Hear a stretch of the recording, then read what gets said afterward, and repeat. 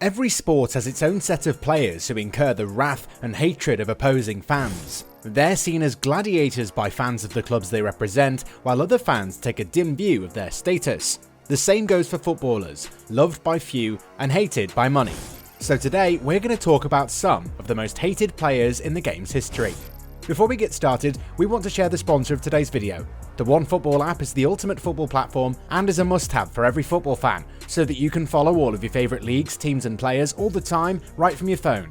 You can be sure to turn on notifications for specific players to be instantly alerted when they score a goal or when they're involved in other breaking news. It's the best and easiest way to stay up to date with everything football. Click the link in the description down below to download the app right now. You won't regret it. Gary Neville. Considered by many as one of the greatest right-backs in Manchester United history, Gary Neville was a symbol of the club's glory years if we look at football as a game where talent is always trumped by sheer persistence. Neville was never the most technically gifted player around, but he made up for this through sheer grit and willingness to run through walls for Sir Alex Ferguson. A consistent performer in his prime, Neville carried the United badge with pride and literally left everything on the pitch. No wonder he was hated and abused by rival fans throughout his career, but we're sure that the former England international never gave a toss about it, since he did end up winning a lot in his playing career. Roy Keane. Another Manchester United legend makes this list, and for good reason. Roy Keane was a true leader of men. The Irish midfielder was relentless when it came to taking the game to his opponents, and he was never scared of voicing his opinion. Who can forget the tunnel fight he had with Arsenal's Patrick Vieira back in the day? Keane was controversial both on and off the pitch, but absolutely loved wearing the captain's armband at Old Trafford. We haven't seen the likes of him since, and probably won't. They just don't make them like Roy anymore. Joey Barton.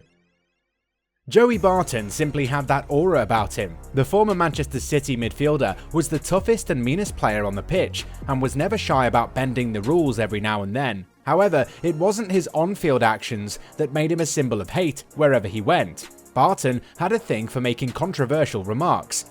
During his time in France with Marseille, he once called PSG defender Thiago Silva a lady boy. The midfielder had also been on the wrong side of the law and was once sentenced to 6 months in prison. This isn't the sort of player anyone would like to share a dressing room with.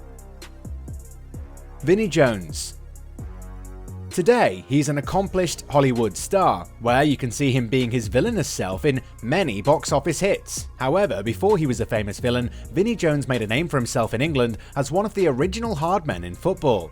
A midfielder by trait and a one-man wrecking crew by choice, Jones was the chief protagonist in the famous AFC Wimbledon's crazy gang that took English football by storm.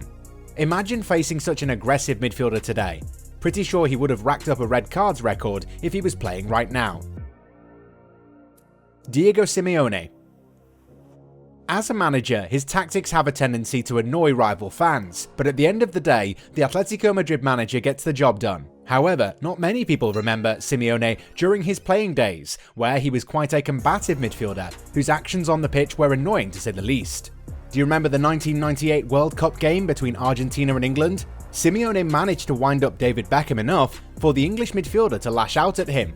The United man was sent off. Later on, Simeone admitted that he was feigning injury.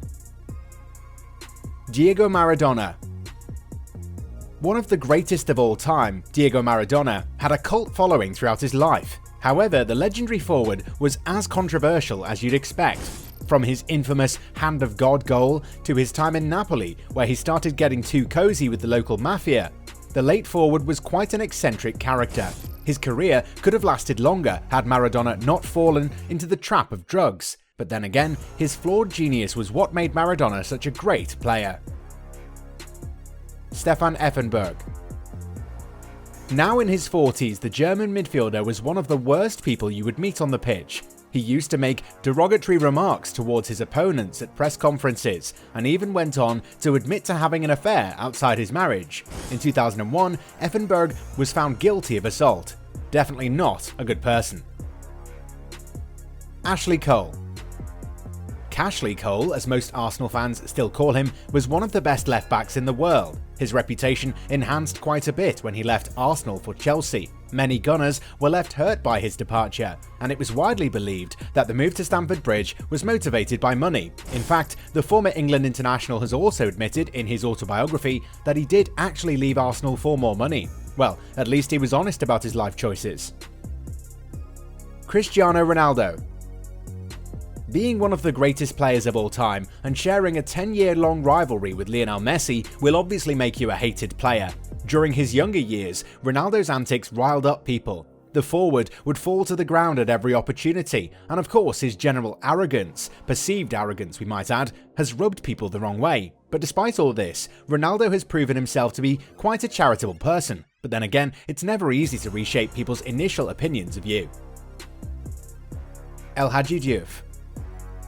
This is definitely a player we will all agree to hate. The Senegal international was a revelation at the 2002 World Cup and deserved a move to Liverpool. However, throughout his time in England, the striker did enough things to justify all the hatred directed towards him.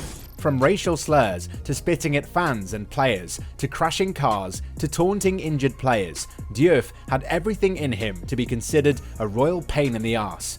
We might not agree on a lot of things, but when it comes to Diouf, we're on the same page.